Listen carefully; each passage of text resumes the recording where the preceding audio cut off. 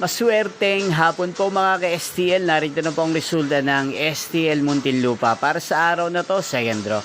March 13, 2026, araw ng Biyernes. Naway ang mga natayaan nyo pong mga numero kanina ay manalo nawa ngayong hapong ito, 4 PM. Kaya kunin nyo na po ang inyong mga ticket. Narito na po ang resulta. Ang mga numerong nanalo sa STL Muntinlupa ngayong hapong ito, March 13, 2026, 4 PM, second draw. Result 15 at 38 in exact order.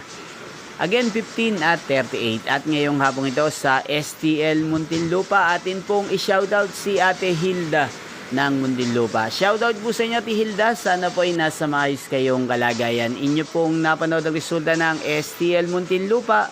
Magkita-kita pong muli tayo mamayang 9 PM para sa third draw result ng STL Muntinlupa. Thank you for watching.